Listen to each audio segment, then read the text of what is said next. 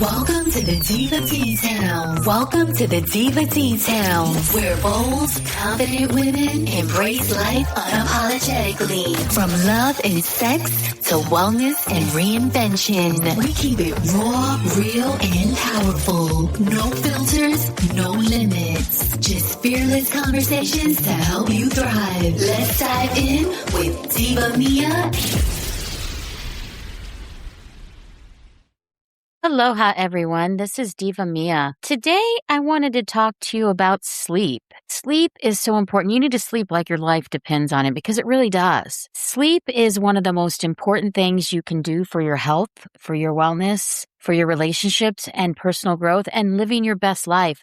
I know for me, whenever I don't sleep enough, the whole day goes different. I don't feel like I'm as productive. I feel like I'm just going through the motions. I don't have any new insights and I don't feel connected to the world. So today we're going to talk about what every single one of us ignore until it becomes a major problem. And sleep is such a crucial part that not getting enough sleep and quality sleep is not just the quantity. You can suffer from your health, your hormones, your mood, your memory, your relationships, even your lifespan will decrease. And women, I think we suffer most from a lack of sleep.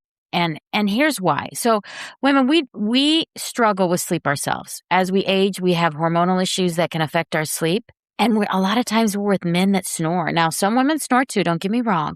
And some women have sleep apnea, but I would say it's a higher percentage in the men. Men snore a lot.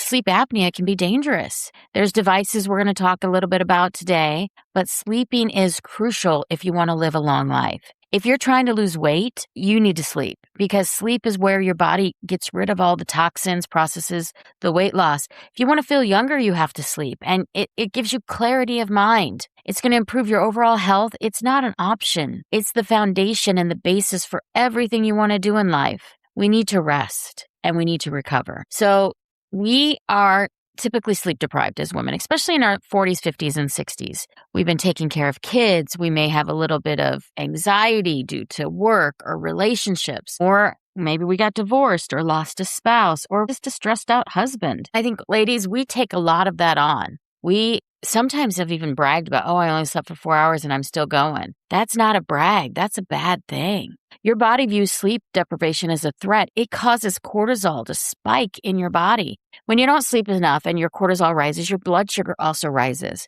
And then you get hungrier. So you're going to gain weight too. Your fat burning decreases, your inflammation increases, your memory declines, and you become an emotional wreck. And it's sometimes it's hormonal and sometimes it's just a lack of sleep. And most people don't realize how sleep impaired they are. They're because they're used to the poor sleep. It's become their normal. Sleep isn't just about downtime, it's repair time. Your brain clears out all the waste that it generates from thinking when you sleep. It's kind of like it's time to it takes out the trash, if you will. And it's repair time for your muscles. It's repair time for your body. And if you're getting inflamed because you're not sleeping enough, you're gaining weight. I know for me, sometimes when I go to sleep and I sleep like 9 or 10 hours because I'm exhausted, I wake up and I've dropped 4 pounds. And it's just the inflammation. It just comes right out. But if I go to bed and I only sleep 2 or 3 hours, I can gain 2 or 3 pounds. So the inflammation for me is a huge one. And your body's literally going to rebuild itself while you sleep. So if you're not sleeping well, you're not repairing and rebuilding the way you should. And women are more likely than men to report sleep issues. Now, whether, we're just over-reported, I don't know. But we report that we have problems sleeping. And our hormones are fluctuating throughout life, but during menopause, it gets a little crazy. And we also carry all the responsibilities of the household, as well as a lot of times work. We take care of the kids, we take care of work, relationships. A lot of times we manage the finances, we manage the household. We're caregiving possibly for an older adult as well as our children. Sometimes even our husbands become our children. So you have to realize that women, we take care of a lot. And when we go to bed physically exhausted, but our minds are still mentally awake and you can't fall asleep, it creates kind of a sleep insomnia. And when you have that insomnia, you could lie in bed for hours and not fall asleep because your mind's still going because of all the stresses of the day. Your body's in bed relaxing, but your brain's still working, so you're not sleeping. And then you have perimenopause and menopause. And this is a huge one because estrogen and progesterone decline. And so a lot of women, when the progesterone declines, we get night sweats, hot flashes, and some of this is estrogen as well, ladies, but we get night sweats, hot flashes, we have anxiety, our thoughts may be racing, and then we wake up. I mean, I am one of those people that every day, 2:00, 2:30, I'm wide awake. And what do? If I can't fall back asleep, I get up and I work. It's not healthy. I know. It's just such a struggle. I have taken to making sleep such a priority that it matters more about my sleep than anything else. I go to bed early. I get up early, but not too early. And I make sure that I get enough sleep, because most women who slept perfectly in their 20s and 30s, a lot of times they're struggling in their 40s, 50s. It's not discipline. It's a hormonal thing too. I will tell you, when I take my progesterone before I go to bed, which I'm supposed to take every day, I sleep much better. Progesterone and magnesium, ladies, can be wonderful right before bed, well, about an hour before bed, to help you fall asleep. And don't eat late at night, because any large amounts of sugar as we get older, it just doesn't process. Heavy meals before bed, it makes your blood sugar spike. And then on top of it, you feel full. And sleeping when you're full, I don't know. It's like having sex when you're full. It's not a fun experience. Your body releases stress hormones too to compensate, to handle the fact that you had a heavy meal, and is trying to get it processed, and it can't. Then you wake up at 1 or 2 o'clock in the morning because your liver needs to get things detoxified too. And if this is happening to you, it might be because you're just eating too late. I don't understand why a lot of restaurants don't open for dinner until like 5:30. To me, I think dinner would be great if we could all start eating around 4 or even 5, because it's so late to eat. Some people eat 7, 8, 9, 10 o'clock at night, and then they go to bed an hour later, and then they wonder why they're having sleep issues. And sleep disorders can also be a medical condition. I know a lot of people with thyroid disorders have difficulty sleeping, and then autoimmune diseases. I have an autoimmune, so I wake up in the middle of the night. It comes out of nowhere. Other people with autoimmunes may have difficulty sleeping. You need to do whatever it takes to make sure you sleep the night, as many nights as possible. Then hopefully it will become repetitive, even with your autoimmune. Have stuff next to your nightstand that you can take, maybe some extra magnesium, potentially some melatonin. Melatonin is not the best for sleep because, when you add hormones, a lot of times you stop producing as much. But if you need it for the burst just to get to sleep, and some people need to take sleeping pills. If you have chronic pain or you just had surgery, that's going to interfere with your sleep. If you have a liver condition, good luck, because liver conditions are one of the number one reasons why people aren't sleeping. Inflammation can cause lack of sleep because a lot of times you're in pain or uncomfortable. Or if you're depressed or have anxiety, you're constantly tired when you don't sleep well. And if this is a problem, you need to talk to your doctor, because maybe you have an underlying condition you don't even know about. When that happens, if you have an underlying condition, you need to get it fixed, because sleep is going to change how long you live and how well you live. That's the truth. You want to live a healthy, well life, and that sleep is so vital. Now let's talk about things that are in our control, even though sometimes, ladies, we don't think they're in our control. And that's our partner snoring. Now, I don't snore. In fact, I sleep so silently that sometimes people don't even know I'm breathing. But I don't snore. I used to when I had a deviated septum and my sinuses were going the wrong way. So I had sinus surgery, and it fixed my deviated septum. So now I sleep very quietly. And now some people have sleep apnea, but some people have two things wrong. They may have sleep apnea, but they also may have a deviated septum and sinus issues. So they really need to get a full workup and fully looked at when they have this problem. So if you have a snoring husband or a snoring boyfriend or a snoring partner, you know who they are. And men, a lot of times, snore so loud it shakes the walls. It's like a vibrational snore. So I did talk to ChatGPT, and I asked ChatGPT, what do I do? And it said to play brown noise, not just ocean waves or white noise. Brown noise is a deeper vibration. It does help a little bit. And the brown noise does help. So if you have a snoring partner, that may help. You may end up wanting to sleep at the opposite end of the bed with your brown noise, with your ocean waves, because sometimes it sounds like a freaking chainsaw when they're snoring. Sometimes, while they snore, it's joked about, but it's actually a sign of a serious medical issue with the man. Most men don't like to go to the doctor. It's so hard, ladies, for us to get our men to go to the doctor sometimes. But sometimes it's best if you just schedule the appointments for them and get them there, because they may find out, I have a deviated septum and my sinuses are messed up, or there's some other medical condition causing the problem, or they may need a CPAP to help with their sleep apnea. There's other things you can do as well, which we're going to go over, but that can help. Now, let's talk about what you can do. So for you, you can wear earplugs. Now, I don't like wearing earplugs at night too much because I tend to get ear infections if I wear them too often. So you can wear earplugs. It may help, it may not. If you've got a really loud snore, you probably still hear them through the earplugs. You're going to need some white noise and maybe some brown noise. You have them both going at the same time. So like ocean waves or something like that, as well as brown noise. Now, I have a fan as well as an air purifier, as well as brown noise, as well as ocean waves, and I could still hear my partner snoring. So what I added is I bought on Amazon, I bought some headphones. I'll put them a link on our Diva Details page. I bought some headphones that is also an eye mask, and that seems to work out pretty well. Now, it was a little large for my head, so I had to get it adjusted.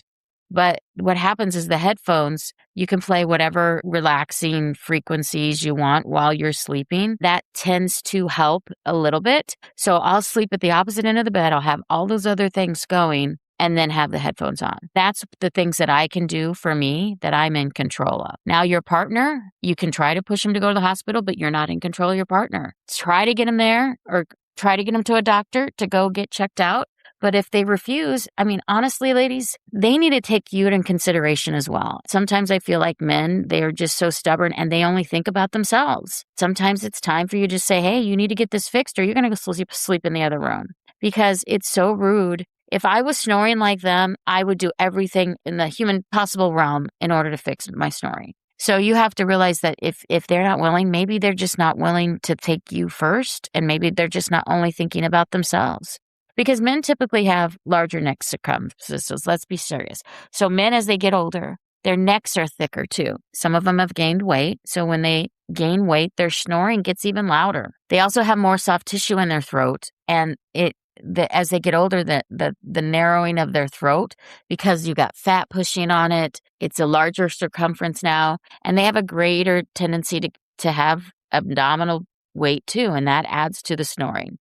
So if they've got a big belly now, they've gained some weight, they have a narrowing throat, they might even have their tongue that slips back, they tend to be more likely to snore. And some of that is sleep apnea. I mean, it scared me to death one time when I heard my partner stop sleeping. And it is very common with men. And as the muscles relax during sleep, the airways will narrow and their tongue may slip back. And that's common.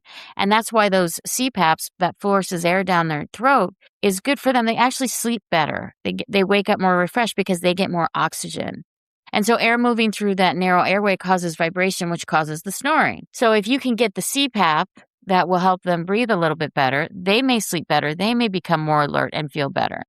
Because when you snore, you're going to age faster. You're going to look like you're aging faster. You're going to gain weight. And if you drink and you're a snorer, oh my gosh. Yeah, it's not even possible for me to sleep in the same room when he drinks because it's so loud. If you smoke, it makes it worse. If you have allergies and nasal congestion, it makes it worse. If they have a really thick neck, you're going to have some problems too. Or if they sleep on their back. So one of the things you can do is have all those things going. You've got your ocean waves, your brown noise. You've got your earplugs or your eye mask with microphones in it. You can also have them roll over on their side because that tends to help as well. There are some mouth guards that seem to work. Now, everybody's a little different. You might have to try a few of them. I'll put the one on my Amazon page that I've found to work. But the reality is that over time, the snoring can get worse. As they age and they sleep on their back, it's going to be really loud. Some people do sleep on a wedge, but then they're sleeping on their back. So that can make the snoring louder. And the older we get, the more airways, the muscle loss in their necks. And if they're not on testosterone, ladies, they also lose more muscle. So the snoring gets even louder. This is one reason why snoring worsens as we age. So remember that. And so sleep apnea happens to a lot of men as they get older, 30, 40, 50, 60. And that's when they stop breathing at night. And that's dangerous because it's not just loud snoring. They actually stop breathing over and over again, sometimes for 10 seconds, sometimes for 30. Some people even stop breathing for longer than that. It's hundreds of times per night. Some people don't even know what's happening if they don't have a partner because the partner always notices first. It scares the crap out of you, ladies. I will tell you, if you ever have a man that stops sleeping or breathing next to you, scares you to death. So then your cortisol is going up too because you have anxiety because your partner stops stop breathing. And the loud snoring, they gasp for air. So it's loud snoring first, and then it just goes quiet. And then they start gasping for air or make a choking sound while they're sleeping. They might even wake up in the morning with a headache or dry mouth or even a little bit of brain fog. So if you have a spouse that wakes up and is so groggy in the morning, even though they slept 8 hours, that's probably related to the sleep apnea. And then they might get tired during the day, or they fall asleep easily during the day, or they fall asleep sitting in a chair. That's because they have sleep apnea. I mean, I've seen people that are so exhausted, they just fall asleep sitting up. And sleep apnea leads to high blood pressure. So if they have high blood pressure, it may be related to their sleep apnea. And maybe they're not using a mouth guard or sleeping on their side. And that causes the ability to stop breathing even more. But you really need to get them sleeping on their side with a mouth guard and possibly a CPAP machine all combined. And a lot of people think they're just tired because they're getting older, but that's not the reality. The reality is they're not sleeping well. And then you're not sleeping well because they're snoring or they're causing you stress in the middle of the night. Where's your peace? Your peace is gone. I will tell you, peace is so important. It is one of the biggest negatives to have a snorer sleeping next to you. And then you're literally exhausted because you're not sleeping because they're not breathing. And untreated sleep apnea is serious. If they don't get it treated, they could have a stroke. It can lead to heart disease, high blood pressure. They're going to gain weight because they're not sleeping well. And diabetes, they're going to make you gain weight because you're not sleeping well. And then you may think that their memory is declining because it's leading to dementia, and it could be leading to dementia. They might be depressed or sad, and it also decreases their testosterone when they have sleep apnea. In severe cases, it can even shorten your lifespan. So it messes with the man's hormones. It messes with the woman's hormones. So let's not let our men keep telling us no, they don't want to go to the doctor. Let's book those appointments for them. There's so many options today. So there's the CPAP, which is it's short for continuous positive airway pressure. Basically, it's pumping oxygen into their throats, and they're inhaling, and it's forcing them to inhale. It's kind of the gold standard for severe to moderate sleep apnea. It works by just keeping the airways open throughout the night and pushing air down. Now, even if they have a tongue that rolls back, because a lot of men say, well, my tongue rolls back, so the air thing doesn't work. If they use a CPAP and they sleep on their side, they're going to sleep better. So it's really something that needs to be looked at. A lot of times this is covered by insurance. So if you have insurance, it's not so bad. But it's going to give them better sleep, more energy. They're going to lose weight. Their hormones will adjust better. Their blood pressure will normalize. A lot of them don't have to be on blood pressure medicine after they get their sleep apnea cured. People will just feel dramatically better. It takes a few weeks. It's not a one-night fix. So try it for a month. Try it for 6 weeks and see what happens. There's also the oral appliance that I was talking about, the mouthpiece. These prevent the jaw it pulls the jaw forward so your tongue doesn't close in the back of their throat to stop the breathing. It does open the airway and it reduces snoring, but some people like them better than the CPAP because the CPAP also makes noise. It depends. If you can get them to do this and it's working, great. I would still, if somebody's still snoring on their side, even with a mouthpiece in, they may also have a deviated septum or a sinus issue. So I would say they still need to go get checked out for their sinus areas, especially if they're having constant sinus allergies or sinus infections. That's a sign that there's something wrong with their sinuses potentially, or they're not clearing out. It opens, so there's a nasal dilator as well. So the nasal dilator, which they're called breathe right strips, or there's also an internal nasal expander. This can be effective when you have congestion. So if they have allergies or they're constantly getting those nasal infections, you can get a nasal dilator. That might help as well sometimes. It's not usually a cure-all for sleep apnea, but it can assist. You can get the adjustable beds where they elevate the head of the bed so they're sleeping almost sitting up. It does reduce airway collapse, and many people find sleeping at an incline, more like a fairly significant incline, improves their sleep. And it depends on the person, how big the incline. They do have wedge pillows too that can help. But some people don't like sleeping on their sides on the wedge pillow. So if they roll on their side, it's not so comfortable. But all these positional therapy devices, they help. Back sleeping is often in the worst if you have sleep apnea. If they're sleeping on their back, they're not going to sleep well. So you may have to wake them up and roll them over in the middle of the night, but it's going to be good for them because they're not sleeping well. And even a 10 to 15% reduction in body weight can help improve their sleep. So if they have sleep apnea, if they just drop, 10% of their body weight, they may have a huge improvement in their sleep apnea. So let's go through it again. And also side sleeping is the best. So side sleeping, It decreases their snoring, it decreases their sleep apnea, better breathing, and get a mouthpiece on top of that, and that will help them out significantly. I will say that I can sleep better when my partner sleeps on their side, has a mouthpiece in, and maybe takes some allergy medicine before bed, and then it's a much better sleeping night. And then also still snoring, but it's not the snoring that vibrates the bed snoring, and that's better.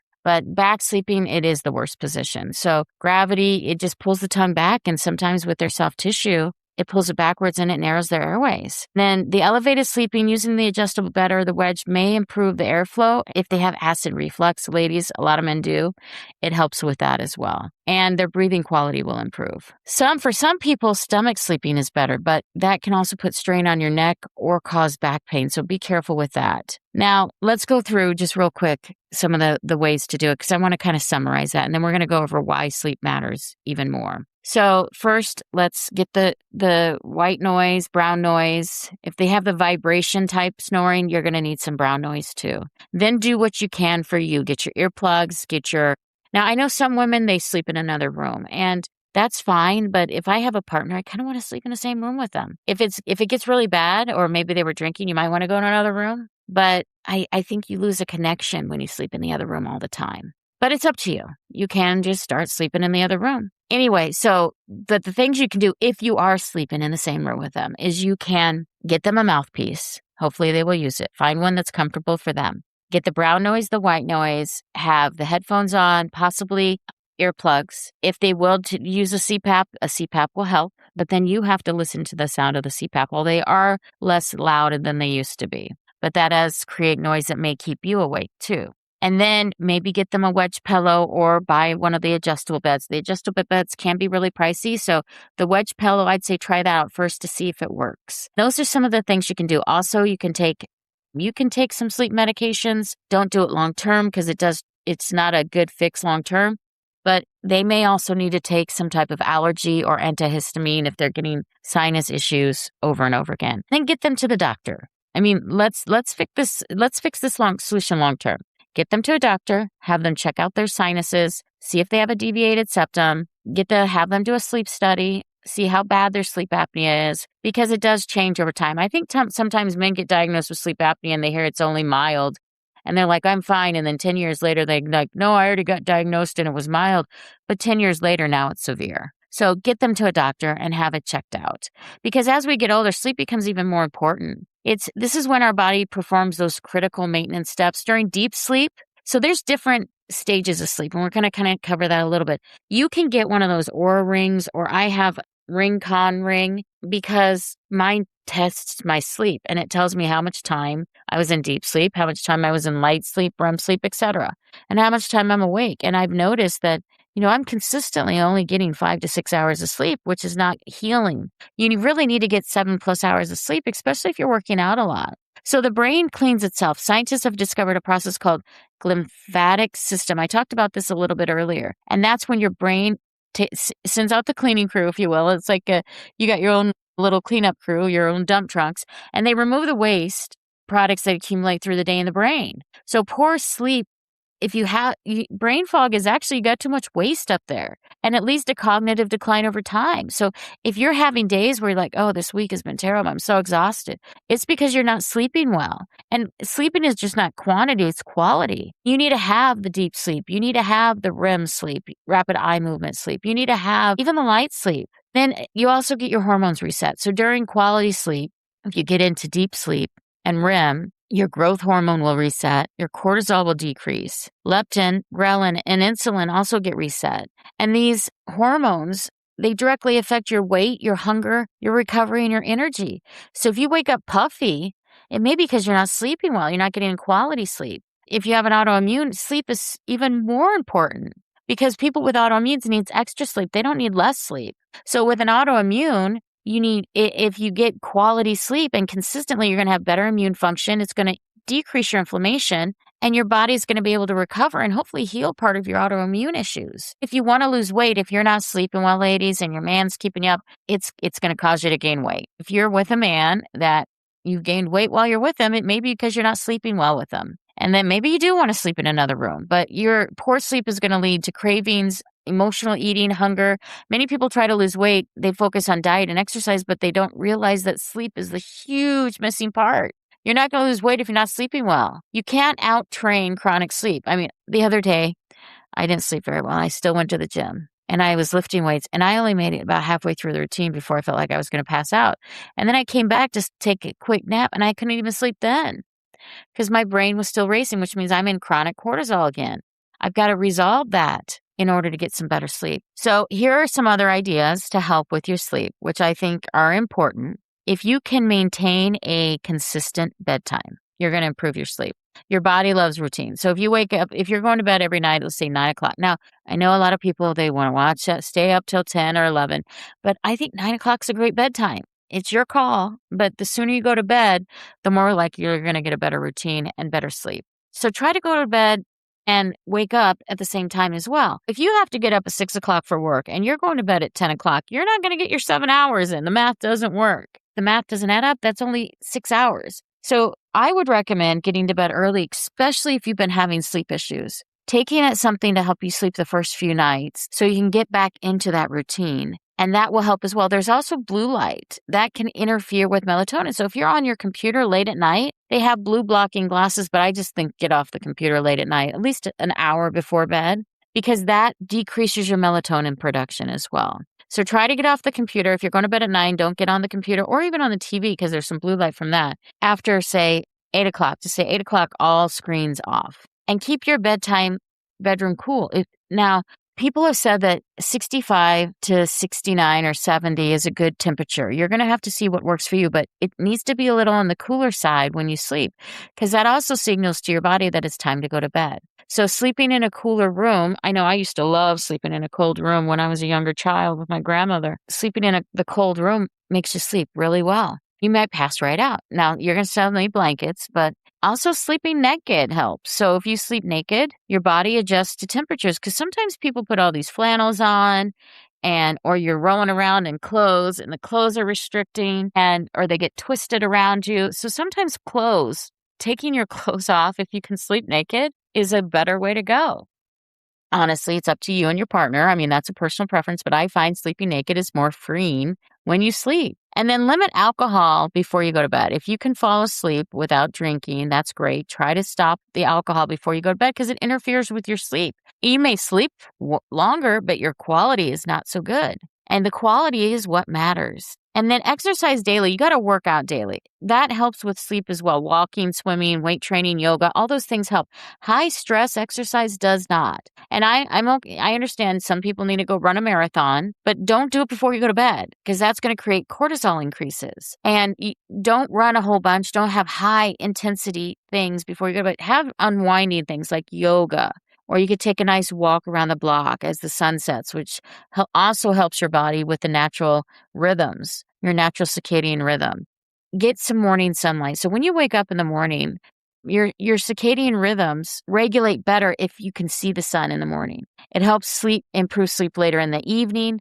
I actually have a light that mirrors the sunlight that when I wake up, even if I wake up at 5 a.m., I can turn it on while I'm working out, and that helps me sleep better that night. You don't realize that it actually impacts your night's sleep. If there's one thing I want you to take away from this episode is that you have more control than you think you have. I know that a lot of times we think that things are out of our control, that sleep is a luxury or it's not a luxury and that we are in control of everything else, but we can't control our sleep.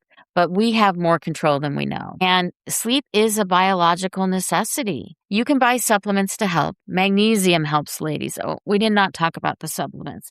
So magnesium glycinate will help. There's different types of magnesium you can get. There's I'll put some of these on my Amazon page as well. So there's Calm, which is a really good one, and it will help you sleep at night. You can also join a gym that will help you work out, hire coaches. There is some melatonins you can get for sleep supplements. There's focus sleep supplements. It depends on what works for you, ladies. It really does. You can hire a life coach. You can hire a coach at the gym and then eat healthier too. I'm trying to help you develop a whole well-rounded you. Eating organic foods, non-toxic, non-fried foods. Because a lot of times people eat fried foods and then they get acid reflux, and that's going to disturb your sleep as well. So eat organic. Try to stay away from the fried foods. Stay away from the sugary drinks. If you're sleeping for 4 or 5 hours a night and you wake up exhausted, you're going to be fighting an uphill battle. It's got to be a full system reboot, if you will, in order to fix your sleep. You've got to have good sleep support. You got to have healthy hormones. And the hormones will adjust the more sleep you get. You're going to lose weight as you get healthier and you sleep better. You'll find the inflammation goes away. I find for me, I can drop a couple pounds, 3-4 pounds when I sleep well. And then my mind the next day is amazing and I get so much done. And then I'm ready to go to sleep at night because I got so much done. And it is a process. It's not a perfect fix right away. And there may be one night a week you still have trouble sleeping. But once you get on the cycle, you're going to feel better. And this is also about disease prevention. If you've had cancer, any type of chronic disease or any type of disease that came on, a lot of times sleep was part of the problem. You weren't sleeping enough. Your heart needs it too. Your heart needs more sleep to relax and recover. I know a lot of people are in high stress jobs, but you really have to make this a priority. It has to be like one of your top priorities as far as your health goes. And your longevity will matter. You can't just say, oh, I'm going to sleep when I'm dead. I think that was a saying we had when we were growing up is I'll sleep when I'm dead or I'll sleep later. It doesn't work. You need the extra sleep to heal and to live longer. And there are better relationships when you sleep too. If you can develop better sleep for you and better sleep for your partner, your relationship will thrive better. And your quality of life will improve because you're going to be more on it. You're going to get more stuff done during the day and you'll feel better.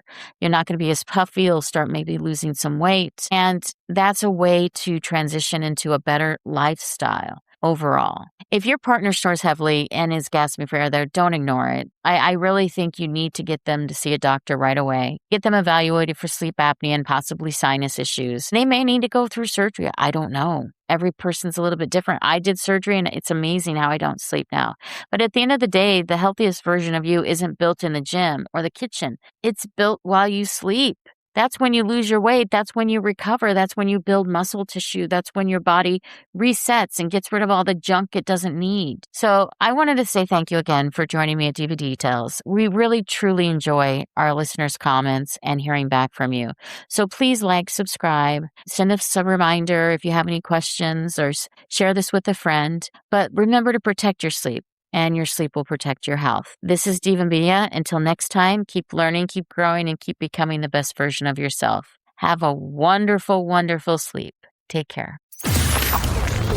Thanks for tuning in. Like, subscribe, and drop a comment. We love hearing from you. Visit thedivadetails.com to connect. See you next week for more.